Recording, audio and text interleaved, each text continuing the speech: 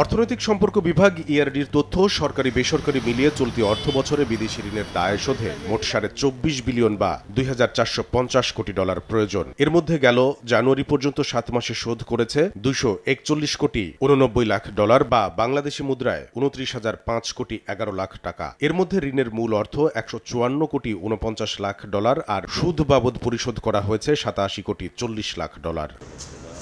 এক বছর আগের তুলনায় এ সময় ঋণ পরিশোধ বাবদ সরকারের ব্যয় 30.27% বাড়লেও ব্যাপকভাবে কমেছে ঋণ ও অনুদান পাওয়ার প্রতিশ্রুতি। ইআরডির হিসাব গেল জুলাই থেকে জানুয়ারি পর্যন্ত 7 মাসে প্রকল্প সহায়তা হিসেবে $203 কোটি 89 লাখ ঋণ ও 31 কোটি 20 লাখ অনুদানের প্রতিশ্রুতি পেয়েছে বাংলাদেশ, যা 2023-24 অর্থবছরের একই সময়ের তুলনায় 67.2% কম। এ সময় খাদ্য সহায়তায় কোনো অর্থায়নের আশ্বাস দেয়নি কোনো দেশ ও বিদেশি সংস্থা।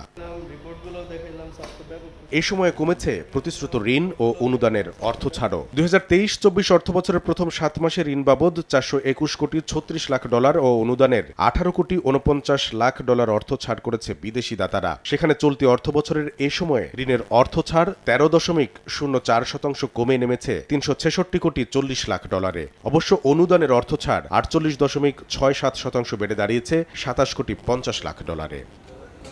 কামরুল হাসান সবুজ, সময় সংবাদ, ঢাকা।